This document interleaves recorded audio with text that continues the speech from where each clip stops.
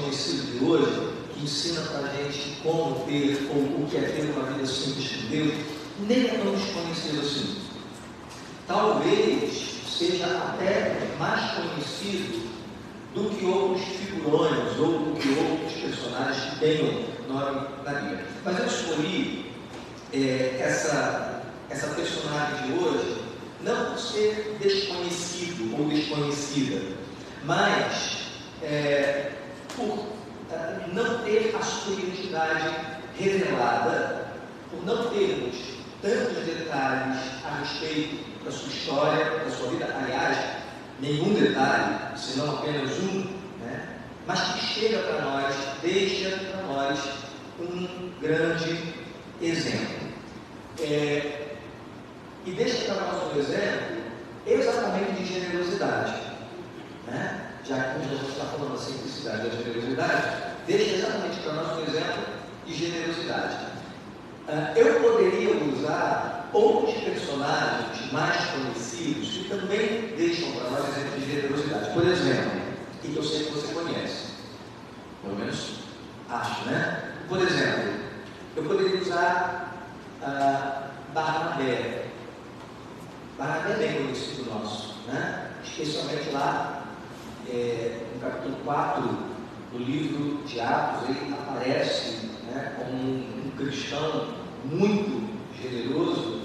Depois aparece novamente quando Paulo se converte, sendo discipulador de Paulo e trazendo Paulo para dentro da igreja e dizendo: podem confiar nele, porque a conversão dele foi genuína, então vamos acolhê-lo. Barnabé é um homem muito generoso, tão generoso que quando ele se converte, na verdade o seu nome original José, ele passa a ser chamado de Barnabé, que no hebraico significava filho da consolação, né? E por que ele recebe esse título, filho da consolação?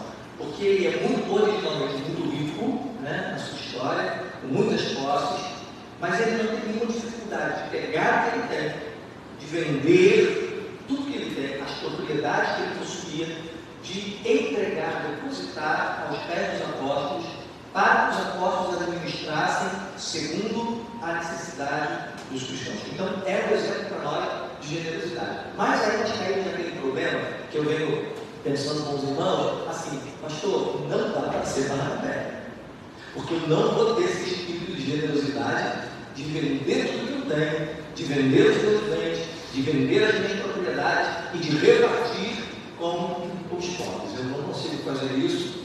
Barnabé está outro patamar, eu não chego lá. A gente poderia pensar num outro nome que também é para nós exemplo de generosidade nesse sentido, e que também é conhecido, né, de todos nós, chamado José de Arimateia. E Arimateia é sobrenome, né? Arimateia é a cidade de onde ele vem, assim como Paulo de Tarso, né? Porque o nome acaba sendo o nome da cidade, a naturalidade acaba sendo o sobrenome. Mas a gente sabe que José de Arimateia, um homem muito conhecido entre os judeus, membro do Sinédrio, Conselho Supremo dos Judeus, um cargo equivalente a um senador do seu tempo, né? E também um homem que tinha muitos bens, muitas propriedades, muito rico, muito conhecido, muito famoso, e é aquele homem que pede que seja permitido a ele cuidar do corpo de Jesus. Ele doa um sepulcro para que Jesus, novo, para que Jesus fosse sepultado. Ele banca todo o ritual que era necessário para o sepultamento, até se expondo nesse sentido, né? Esse é José de Arimateia, conhecido, famoso, importante, rico, mas que não tem nenhum constrangimento de doar e de se doar naquele momento tão delicado, principalmente sendo um judeu do Sinédrio. E aí também a gente vai dizer assim: não, mas não dá para ser José de Arimateia, né? Eu não vou conseguir ocupar esse lugar, porque seria exigir bastante de mim. Aí a gente pode pensar no terceiro nome. Isso vem com muitos outros, né? Pensando no Novo Testamento, a gente poderia pensar, por exemplo, em Filemão, cujo nome já aponta também para uma pessoa muito generosa, porque porque o nome Filemon é algo próximo de um homem amoroso, de um homem afetuoso. Filemon, na sua raiz, filhos, que fala de um amor fraternal, que fala de uma afeição para com o outro, né? Um homem tão importante que recebe uma carta, que recebe uma epístola do Novo Testamento, escrita por Paulo a Filemon. Por quê? Porque Paulo está conduzindo a ele, confiando a ele, o seu escravo fugitivo chamado Onésimo, que se encontra com Paulo e que se converte também. E agora Paulo envia a Onésimo, envia uma carta e diz: estou te encaminhando, Onésimo, que agora não é mais o seu escravo, agora é o nosso irmão em Cristo. Então quem é Filemon? Filemon é um homem de posses, um homem rico, que tem escravos, que para ter escravo tem que ter dinheiro, né? Mas agora um irmão em Cristo. E nessa condição de um irmão em Cristo e de um homem afetuoso, amoroso, Paulo diz: agora você vai cuidar do seu irmão com toda a generosidade, com todo o amor, porque ele agora também é nosso irmão em Cristo. Ele não é mais um escravo, ele não é mais um servo seu, ele agora é nosso irmão em Cristo. Aí a gente também pode dizer: não dá para ser Filemon, né? Não dá para ser Barnabé, não dá para ser José de Arimateia, não dá para ser Filemon, é muito caminho. Então, dá para ser quem? Dá para ser semelhante a quem, no sentido de sermos generosos. Quero ler com você Marcos, capítulo 12, do verso 28 ao verso 44. E se você disser para mim que não dá para ser esse personagem, aí eu vou ficar muito preocupado. Ainda que seja desafiador, mas fala para a gente de uma vida simples com Deus, possível a todos nós. Marcos capítulo 12, do verso 28 ao verso 44, que diz assim: aproximou-se dele, de Jesus, um dos escribas que os tinha ouvido disputar, e sabendo que eles tinham respondido bem, porque até aqui, irmãos, é uma conversa, é um diálogo, é um questionamento tremendo dos judeus, da parte dos judeus para com Jesus. Por isso ele está dizendo aqui que até aqui Jesus foi respondendo bem. Perguntou-lhe: qual é o primeiro de todos os mandamentos? E Jesus respondeu: o primeiro de todos os mandamentos é: ouve, Israel, o Senhor nosso Deus é o único Senhor. Amarás, pois, ao Senhor teu Deus de todo o teu coração, de toda a tua alma, e de todo o teu entendimento, e de todas as tuas forças. Este é o primeiro mandamento. E o segundo, semelhante a este, é: amarás o teu próximo como a ti mesmo. Não há outro mandamento maior do que este. E o escriba lhe disse: muito bem, mestre, e com verdade disseste que há um só Deus e que não há outro além dele, e que amá-lo de todo o coração, e de todo o entendimento, e de toda a alma, e de todas as forças, e amar o próximo como a si mesmo, é mais do que todos os holocaustos e sacrifícios. E Jesus, vendo que ele havia respondido sabiamente, disse-lhe: não estás longe do reino de Deus. E já ninguém ousava perguntar-lhe mais nada. Aquela discussão acabou, né? A inquisição dos escribas e fariseus deixou de existir. E falando de Jesus, dizia, ensinando no templo: como dizem os escribas que o Cristo é filho de Davi? O próprio Davi disse pelo Espírito Santo: o Senhor disse ao meu Senhor: assenta-te à minha direita, até que eu ponha os teus inimigos por escabelo dos teus pés. Pois, se Davi mesmo lhe chama Senhor, como é logo o seu filho? E a grande multidão o ouvia de boa vontade. Aqui a gente teria que entrar em alguns detalhes para entender o que ele está falando aqui, citando Davi, mas eu vou pular essa parte do jogo 38. E ensinando-os, dizia-lhes: guardai-vos dos escribas, que gostam de andar com vestes compridas e das saudações das praças, e das primeiras cadeiras das sinagogas e os primeiros assentos nas ceias, que devoram as casas das viúvas, e isso com pretexto de longas orações. Estes receberão mais grave condenação.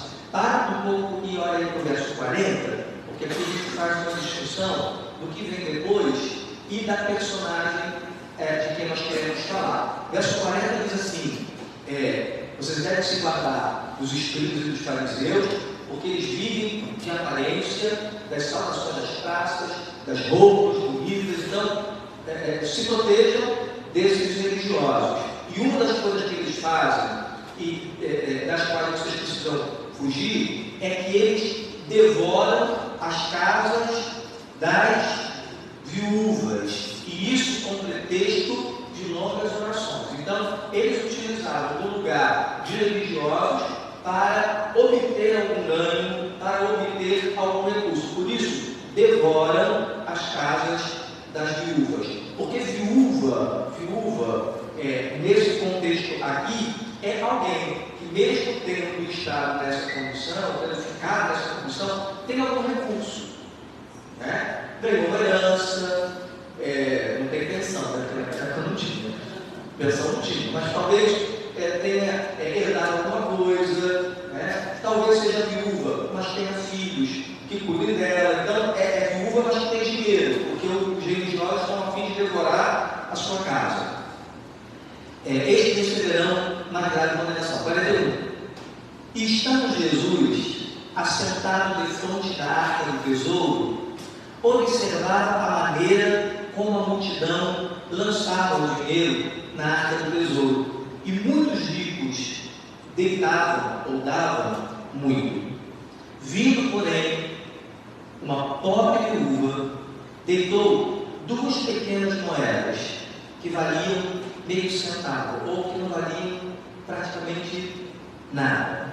Mas aqui no verso 42, a gente precisa fazer uma distinção da viúva do verso 40, porque aqui não é uma viúva, aqui é uma pobre viúva, ou uma viúva pobre. E essas duas palavras juntas, viúva pobre, pobre viúva, é para dar a ideia, de fato, de uma viúva que não tem nenhum recurso, que não recebeu nenhuma herança, que provavelmente não tem filho que a sustente, não tem família que cuide dela. É aquela viúva de quem o apóstolo Paulo faz menção quando ele escreve a Timóteo, chamando de verdadeiras viúvas. Quando ele escreve a Timóteo sobre esse tema, ele diz: tem viúva que não precisa ser cuidada, a família cuida, que os filhos cuidam, porque é viúva que tem algum recurso. Mas a igreja precisa cuidar da viúva que verdadeiramente é viúva. Viúva que verdadeiramente é viúva é essa ideia que está aqui, da pobre viúva. Alguém que ficou sozinha na vida, alguém que está sozinha no mundo e que não tem recursos. Jesus está sentado no templo, depois de toda essa discussão, perguntas e respostas, inquisições, perguntas capciosas, querendo pegar alguma falha. Depois que Jesus responde a todo mundo e a tudo se acalma, ele vai para o templo e ele senta e ele começa a observar. E Jesus observa. E Jesus gosta de observar. E Jesus observa porque ele entende, e a gente pode aprender ou deve aprender isso com ele, né? Jesus entende que um comportamento fala muito a respeito de uma pessoa.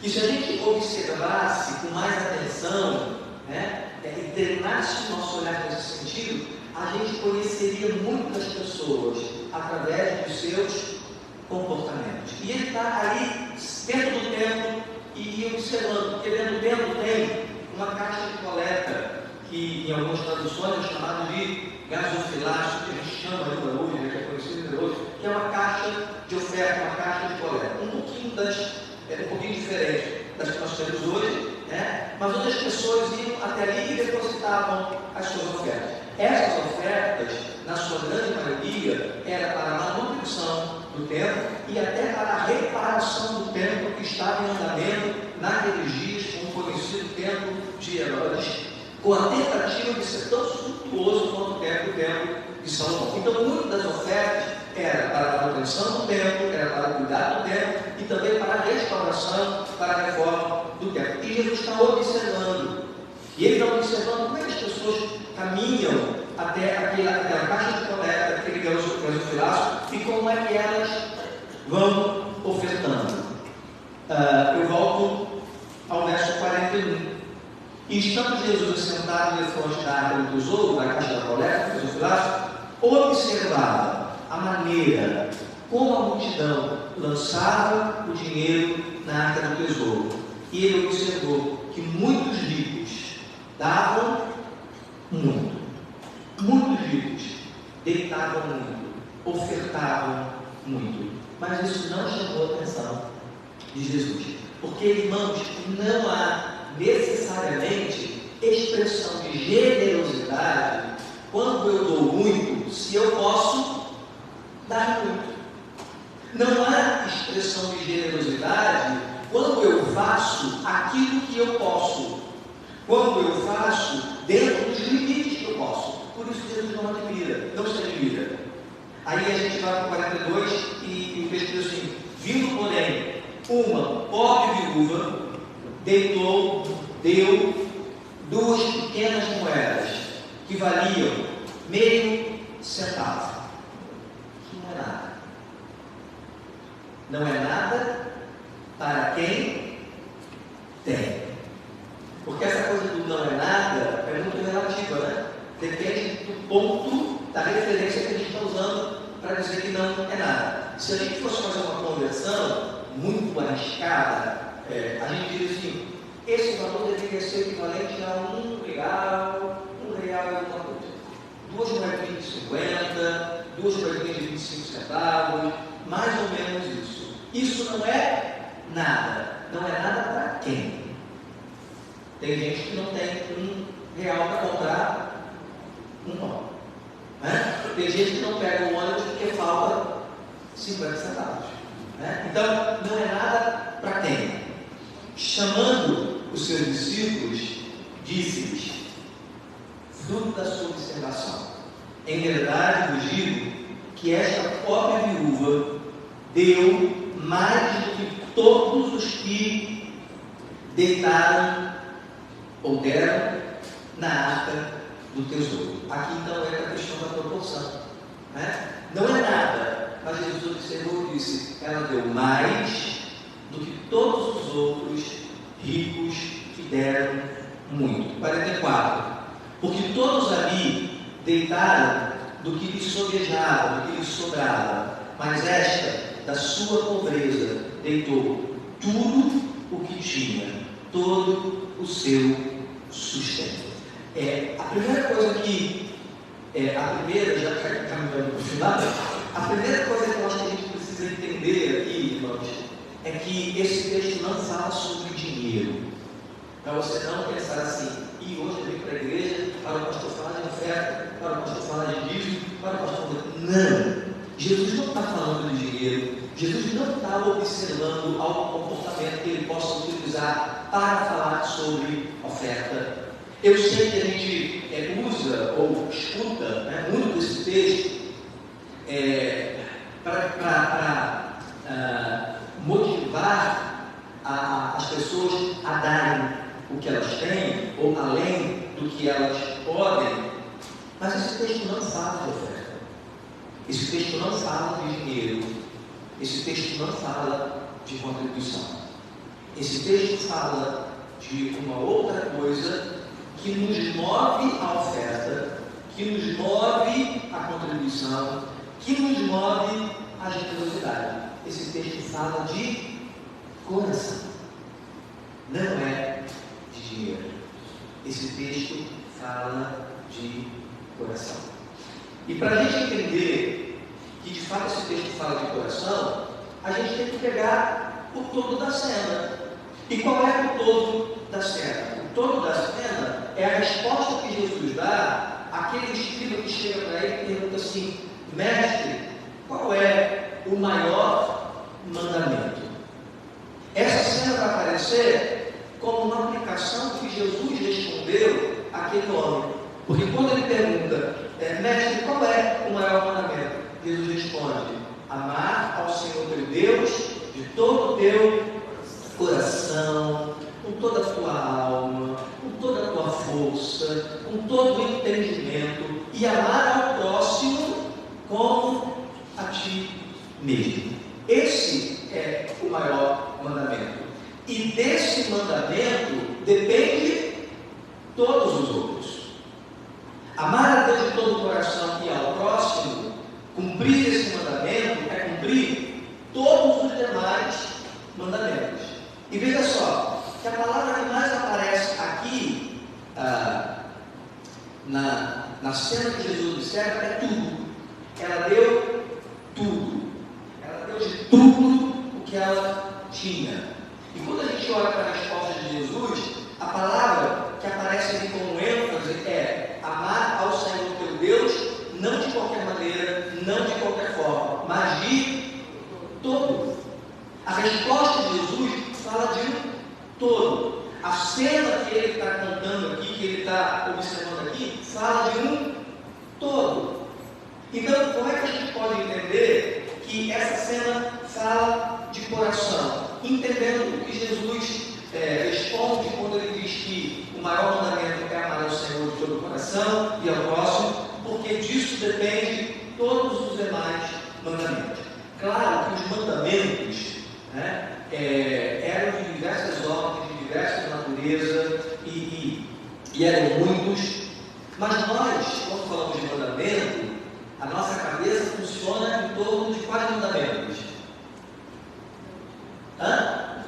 Dos 10 mandamentos, aqueles mandamentos representados em Moisés através das tábuas, das pedras da lei. Claro que há desdobramentos ali da lei, do mandamento, mas a gente não fala de mandamento, a representação são os 10 mandamentos. E quais são esses 10 mandamentos? Só para a gente lembrar, na ordem que aparece lá no Êxodo 20, não terás outros deuses diante de ti, não farás para ti imagem de escultura, não tomarás o nome do teu Deus em vão, lembra-te do dia de sábado para o santificar, não o dia em si, mas o princípio do descanso, do Shabat. Honra a teu pai e a tua mãe, não matarás, não adulterarás, não furtarás, não dirás falso testemunho contra o teu próximo, não cobiçarás.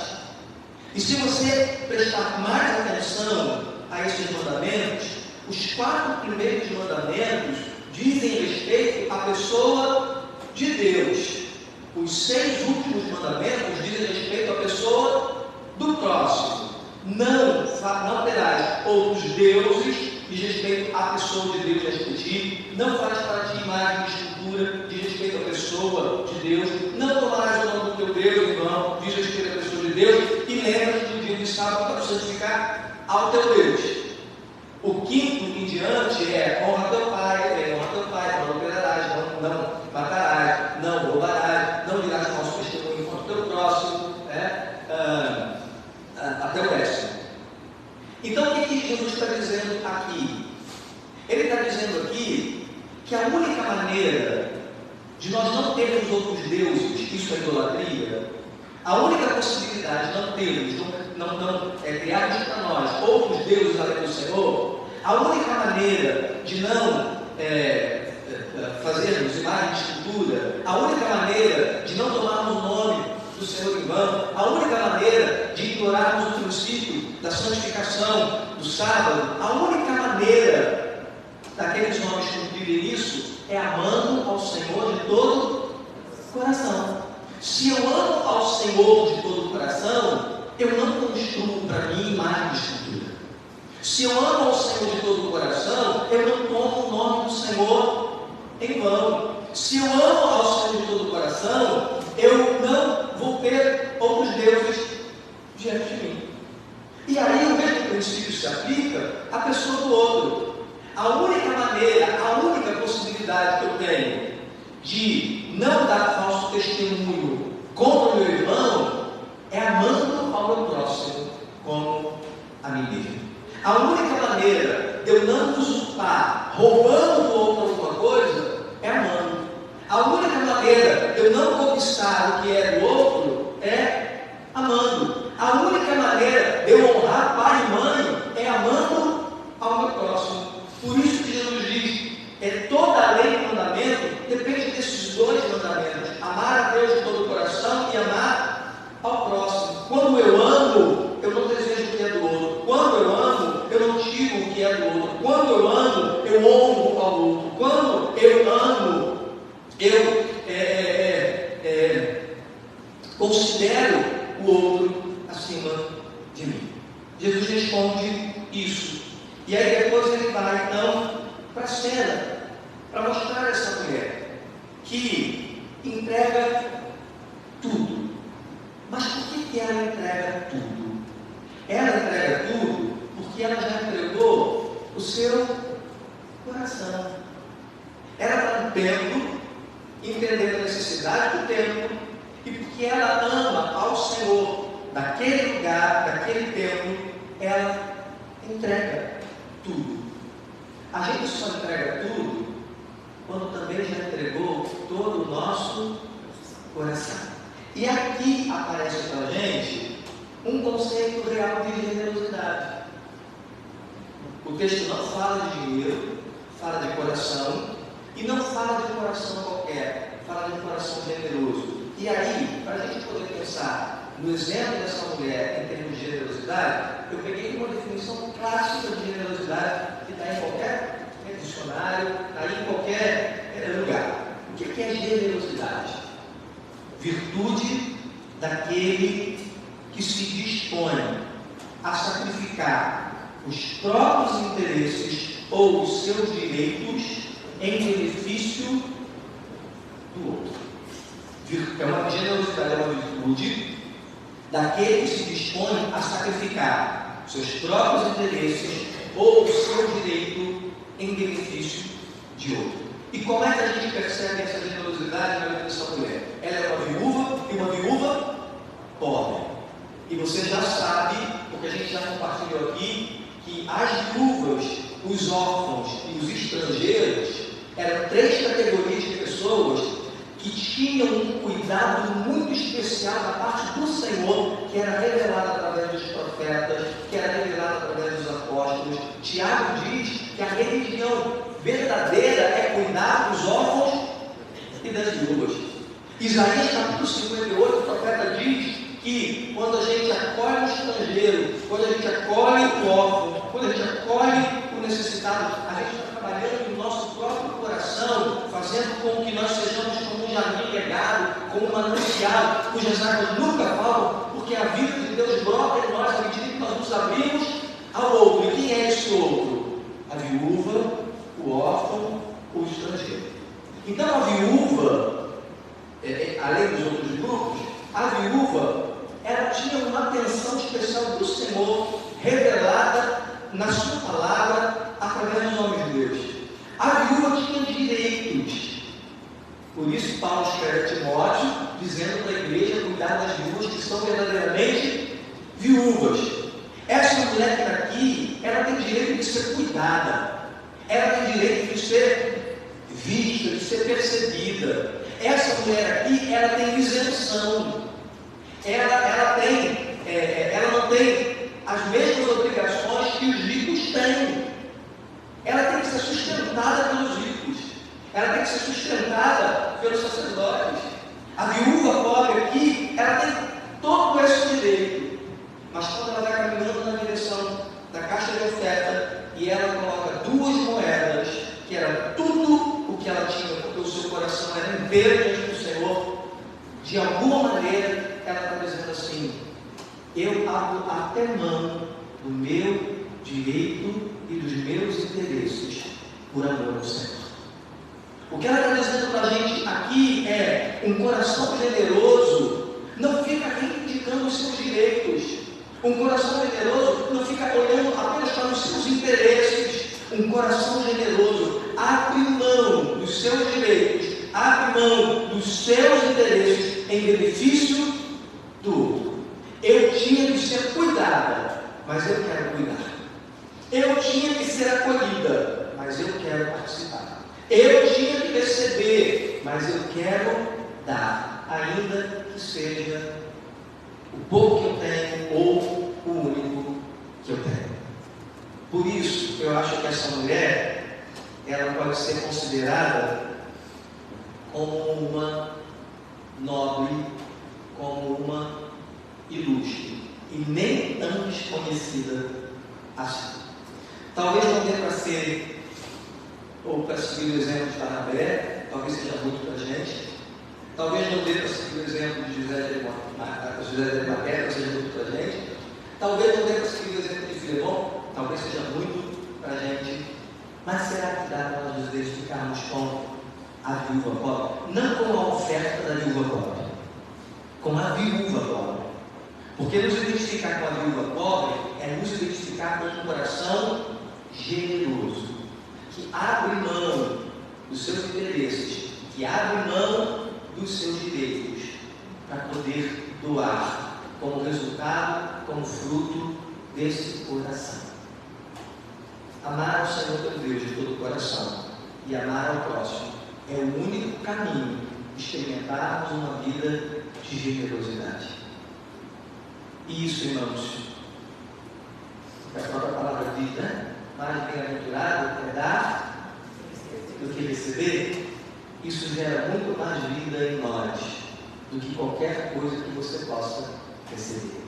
Eu sei que isso é caminhar na contramão do que se prega, do que se busca, porque a gente vive buscando, desejando, tendo necessidades, e de repente você sentar no domingo de manhã para ouvir falar da possibilidade de ter um coração generoso que abre mão dos seus interesses e dos direitos. Eu sei que isso aqui na contramão, talvez até das nossas necessidades, mas esse é o caminho de vida, esse é o caminho de cura, esse é o caminho de quem quer ter o coração como um jardim regado, cujas águas nunca faltam.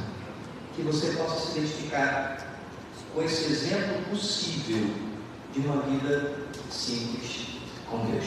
Amém? Quero convidar